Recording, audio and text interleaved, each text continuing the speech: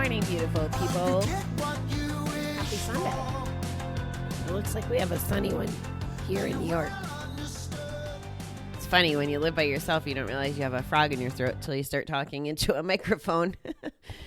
Anyway, it's a nice sunny day here. I'm going to start us off with our reading that I had to do a little research on so I can sort of talk intelligently. So here goes. The quote starts with John Bradshaw. Shame is the core problem of our time. Guilt can help us. Shame can destroy us. If we feel guilty for stealing, the guilt is speaking to us about our behavior, stealing. But if we feel ashamed of ourselves, the shame speaks to us about me, the whole person. The more shame we feel, the more we feel we don't deserve quality relationships, jobs, or sobriety. And we'll probably undermine them all, usually without knowing it. Then we feel even more ashamed and repeat the cycle. Recognizing shame when we feel it can help us halt its destructive course. How about I try that again? Recognizing shame when we feel it can help us halt its destructive course. Sharing our feelings with a sponsor or friend can help us feel better. Thinking about when we felt ashamed in the past will help us identify patterns that we repeat because of shame. Shame thrives on secrets. Now we learn to talk about our feelings openly, and we learn we're worth living. Today, I will know in my heart that I'm not a shameful person. I am worthy of recovery.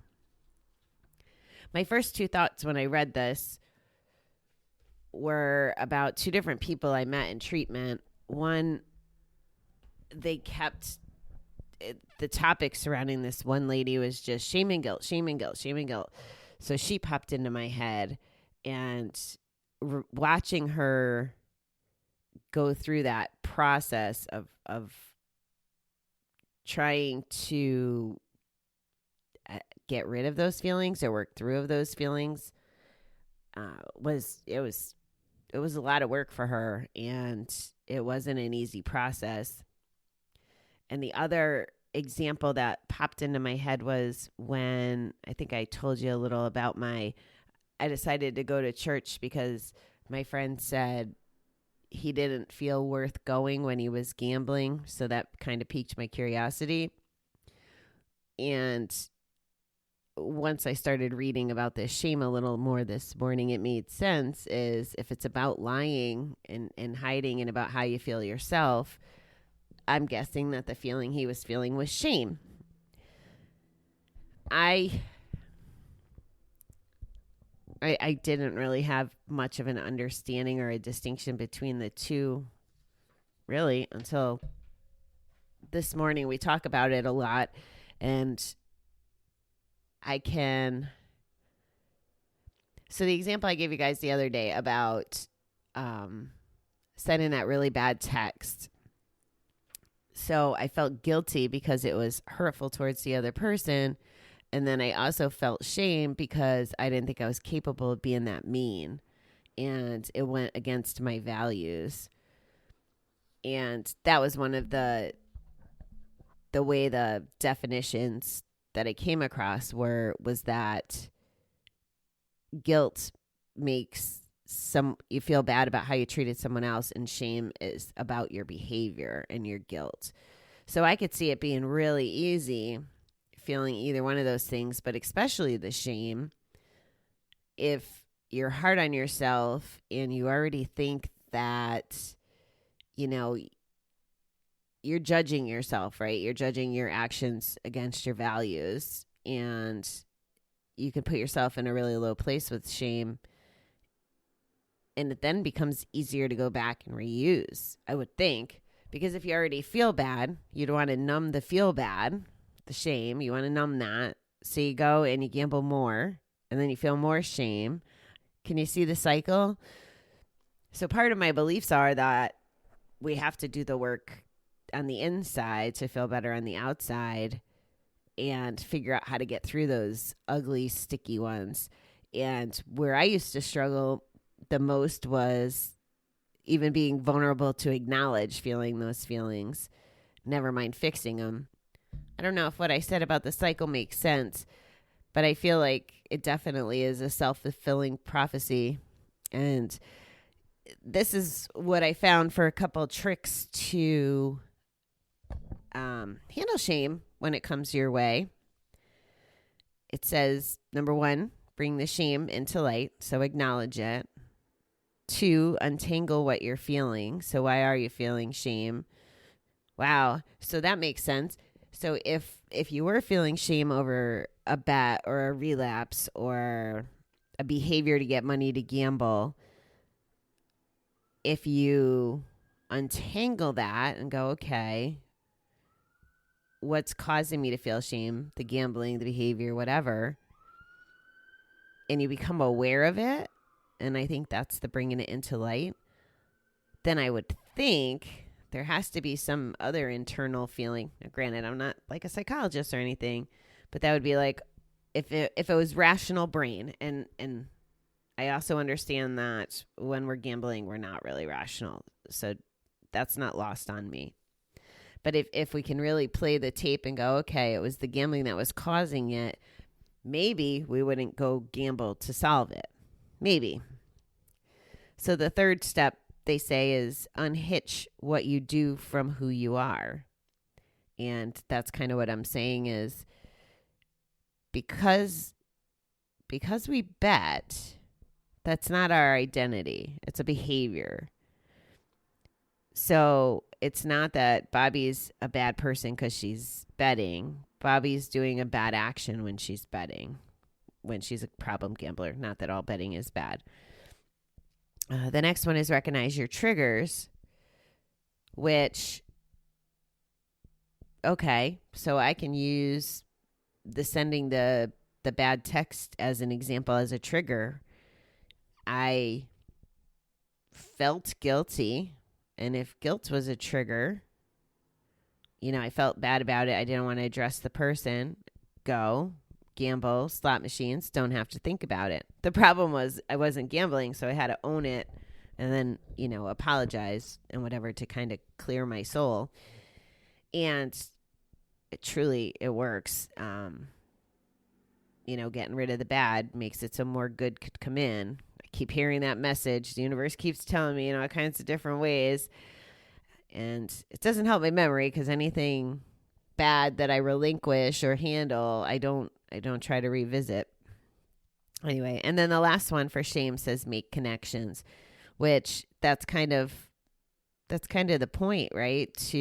Of being in groups and mutual aid and the Facebook community, which is really popping.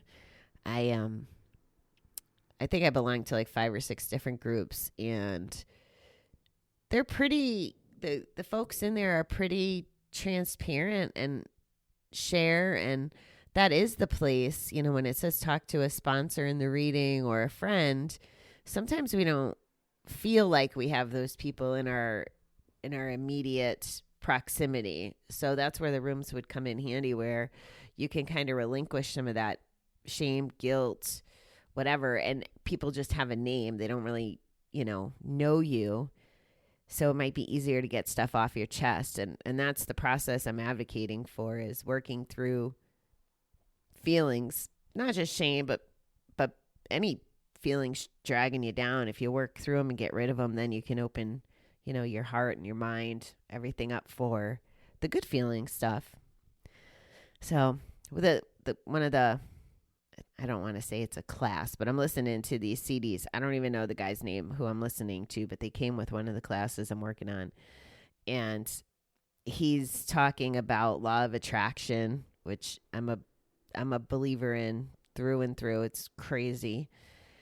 And he says that the reason that the people who have read The Secret or are familiar with the law of attraction and then it doesn't work, he says the reason is because people don't believe in it. And he says the way to get to the belief and the positive is we have all these, I like the visual of what he did. He said that we have all this negative stuff, and it's like a ball, and it's building, and you have this negative ball of stuff.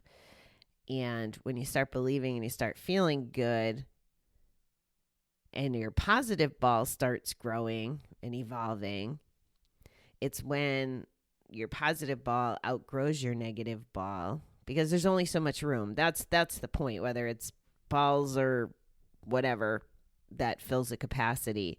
The scale example I gave you the other day, or, you know, your heart, your mind, whatever, with these balls. So the more positive stuff, which, go figure, positivity's no gamble, in case you haven't heard. The positive stuff helps diminish the negative. So then the cycle, going back to what I said about that cycle of shame, feel shame, go to the casino to combat those feelings. Then those feelings start again because we went to the casino, and that cycle. We can do that same thing with positive thinking and positive actions. And again, the things I say may sound simple, but I'm not discounting what the work is that goes behind accomplishing it. I'm not saying that it's easy to think positive. I saw this with my brother when I was down in Connecticut last time. He has this negative reel that just plays on and on and on, and it's overwhelming. Like, it's like we were sitting in a car when he was telling me all this negative stuff, and it was almost like I couldn't even breathe, because I can't hang on to the kinds of things that he was hanging on to. And I want to figure out how to get him on the positive train, and I haven't quite figured that out yet, because he always goes back to the negative, like in such a crazy way. And it's important that he gets on the positive train, because we got Kylie. Like, Kylie needs positive. She doesn't need any of those negative spins that she can get, you know, from too much exposure to all the negative and the craziness. So I guess it's, what I'm saying is, it starts with one step, and then each positive little step will add and build. And obviously I can't be lying to you, right? Because people with significant amount of clean time, for the most part, I won't say that this is a black and white rule, but they're the ones that when you're in the rooms, they're talking about like a day where 20 things went wrong and it sucks. But what you hear is the gratitude in their voice as they talk about this stuff, because they've learned to look at the positives, and they've learned to, you know, understand that the things that they can't control that make a bad day just are. But if you hang on to them, you adapt all those feelings. But if you talk about them, let them go, bloop, they're out of your universe. You know, it makes it a whole lot easier to keep putting those days together, or those hours together of not betting, so, or drinking or using or whatever the addiction is. So yeah, that's my shame perspective for the morning. I hope that everybody has a fun-filled day planned. I'm going to work on my website. I think that I'm going to see if I can be technologically smart. I may throw in the towel tomorrow. Today's the baseline to see if I have to hire someone or not, but I'm tired of it not being done. It's 6 months since I started it, and I need to make it a priority. So one reason is so I could communicate with you guys in another fashion. It's kind of a big deal to me. So anyway, have a good Sunday. I will be back tonight. Some of the guys are golfing at 5:30, so I might be late. We will see. That's a beautiful thing about being single and unaccountable, and knowing that I can make up my mind and prioritize as I see fit. Those are all beautiful things. So maybe I'll golf, maybe I won't. Maybe I'll work hard today, maybe I won't. It's a good place to be, and I'm grateful for that. I really am so grateful for that. Anyway, beautiful people, have a marvelous, marvelous day. I will chat with you tonight.